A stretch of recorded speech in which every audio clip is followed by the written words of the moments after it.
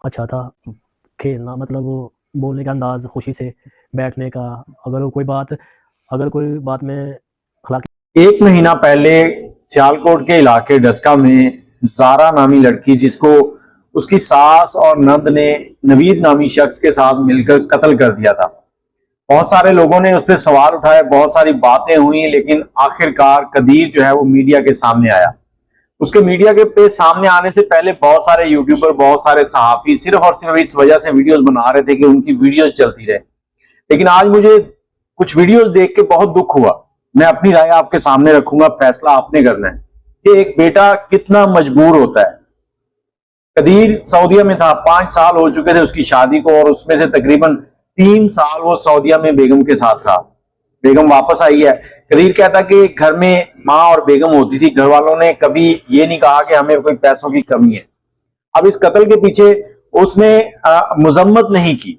एक सहाफी ने यह भी कहा कि उन्होंने अपनी वालदा को यह नहीं कहा कि उनको सख्त से सख्त सजा देनी चाहिए, मैं अपनी मां को अपने हाथों से कत्ल करूंगा।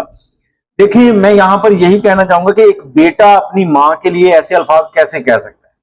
अब अगर वो कहे कि मैं अपनी मां को अपने हाथों से कत्ल करूंगा, तब भी ये जमाना जीने नहीं देगा। आज अगर उसने ये कह दिया कि जो कानून सजा देगा वही चलेगी, तब भी जमाना जीने नहीं दे रहा। सहाफी बैठकर अजीबो गरीब सी बातें कर रहे हैं। मुझे ये नहीं समझ आती कि इनको सहाफी कौन बनाता है।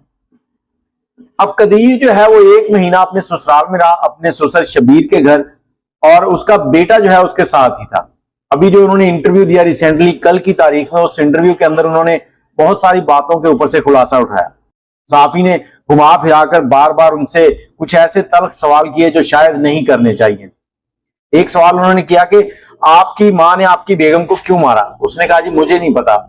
फिर उनसे पूछा गया कि आप सामने क्यों नहीं आए इतना अरसा। वो कहता कि यार मेरे पास कुछ है ही नहीं, मैं अंदर से खाली हो चुका हूं, मैं टूट चुका हूं, मैं क्या सामने आऊं, मुझे समझ नहीं आ रही मैं क्या कहूं लोगों को आके। मेरा खानदान उजड़ गया है, मेरी माँ जेल में है, मेरी बहन जेल में है, बीवी मेरी मर गई है, बच्चा मेरा मेरे सामने रोता है सारा दिन, तो मैं क्या कहूं आप लोगों से आके। आखिर उनके जो ससुर हैं उनके इसरार के ऊपर कल की तारीख में जब वो अपने गांव जा रहे थे, वो भी इसलिए जा रहे थे कि उनके गांव से कुछ सोना, कुछ जेवर और कुछ पैसे जो है वो चोरी हो गए थे, कुछ सेफ वगैरह तोड़े गए थे, उसकी रिकवरी के लिए जाना चाह रहे थे।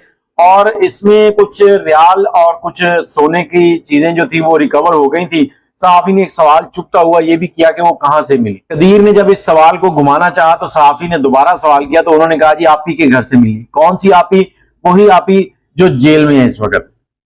जारा का कत्ल बहुत ही बेईमाना तरीके से किया गया, उसकी लाश के टुकड़े किए गए और उसके बाद उसकी लाश को गंदे पानी के अंदर फेंक दिया गया। अब इस केस का मुद्दई जो है वो जारा का वालिद है, कदीर नहीं है। जारा का वालिद जो है जब तक उसे माफ नहीं करेगा तो कुछ नहीं बन सकता। अब बेटा अगर यहां पर आके कहे कि मैं अपनी मां को फांसी दूंगा या इस तरह के काम करूंगा, तो फिर क्या ठीक रहेगा? फिर यही लोग कहेंगे कि जैसी मां थी वैसा ही आगे से जालिम बेटा है। आज अगर उसने खामोशी इख्तियार की है, कोई भी ऐसा जुमला नहीं कहा जो उसकी तरफ से गलत होता या सख्त होता, तो तब भी ये लोग उसके ऊपर बातें बना रहे हैं। जो होना था वो हो चुका है, जो हुआ है बहुत गलत हुआ है, ऐसा कत्ल नहीं होना चाहिए था। और एक सवाल कदीर से पूछा गया कि अगर आपको पता होता कि आपकी वालदा ये करेंगी, तो फिर कदीर ने कहा कि मैं एक लम्हे के लिए भी अपनी बेगम को यहां ना छोड़ता। और कदीर इस वक्त स्टेबल है, उसकी हालत बेहतरीन हो चुकी है, बेहतर हो चुकी है, अपने बच्चे के साथ है, बच्चा उनका जो है उनके बिना नहीं रहता। और इस वक्त वो कह रहे हैं कि मैं सऊदीया वापस चला जाऊंगा और अपने बेटे को साथ ले जाऊंगा, जबकि उनके जो ससुर हैं वो यही कह रहे हैं कि बच्चा इधर हमारे पास ही रहेगा। कदीर ने कहा कि मैं वहां पर एक लड़की रख लूंगा जो इसकी देखभाल करेगी, लेकिन उसके जो नाना है वो बजिद हैं कि ये बच्चा इधर ही रहेगा। फिर एक सवाल जो कि एक सहाफी ने अपनी तरफ से मतलब एक बयान दिया, उन्होंने कहा कि मुझे बताया गया था कि कदीर जब अपनी माँ और बहन से मिला था तो ये उनके घुटने पकड़कर रोता रहा। अब उनसे जब सवाल किया गया इस तरह का कोई भी, तो उन्होंने कोई जवाब नहीं दिया, लेकिन सहाफी ने उनके इस इंटरव्यू से जो उनका रवैया था उससे अंदाजा लगाया और उन्होंने कहा कि हो सकता है कि ये बात सच हो। अब मैं यहां पर आपसे सवाल करना चाहता हूं कि क्या उसके लिए ये दुख थोड़ा है कि उसकी बीवी मर गई है, मां जेल में है, बहन जेल में है, और उसकी बहन के ऊपर गंदे इल्जाम लगाए जा रहे हैं जो नवीद नामी शख्स के हवाले से हैं। अब उन्होंने पूछा कि नवीद आपका आपसे क्या तल्लक है, तो कदीर ने कहा कि मैं पाकिस्तान से बाहर होता हूं, जब मैं आता हूं 15-20 दिन या महीने की छुट्टी होती है, तो मेरे पास इतना टाइम नहीं होता कि मैं सबसे मिलूं। मेरे अपने ही ये नजदीकी रिश्तेदार जो हैं उनसे फुर्सत नहीं मिलती, इसलिए मैं नवीद से नहीं मिलता। वो हमारा कहीं दूर का रिश्तेदार है। सानिया जो हुआ था वो बहुत ही खौफनाक था, और इस वक्त जो उसके शौहर के ऊपर बीत रही है वो उससे भी ज्यादा खौफनाक है।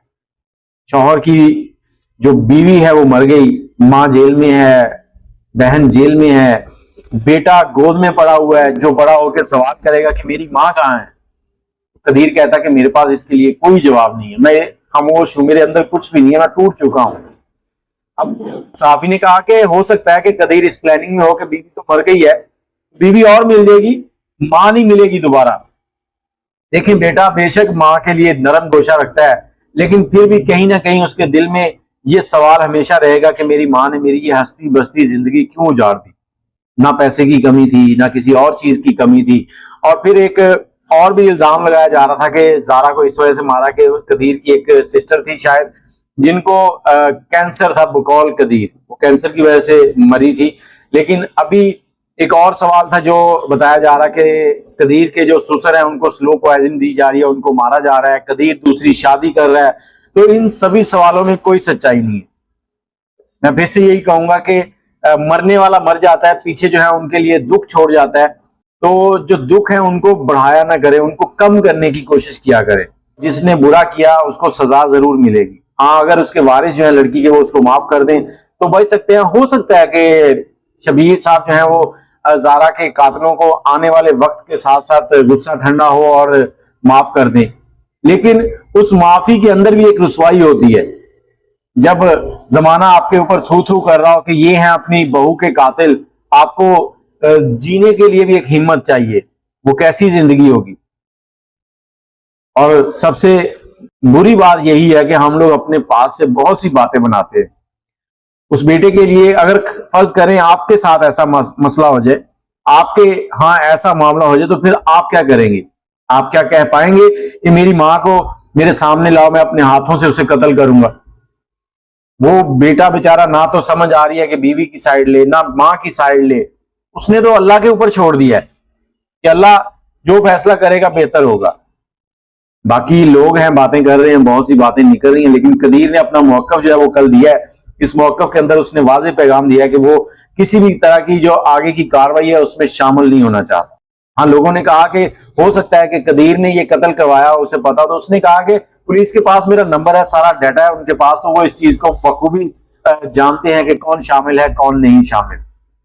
आप अपनी राय कमेंट में जरूर दीजिएगा। मुझे इजाजत दें और कोशिश करें कि किसी की बहू, बेटी और मां के ऊपर तोहमत लगाने से पहले अपने गिरेबान में झांक लिया करें। अल्लाह हाफिज।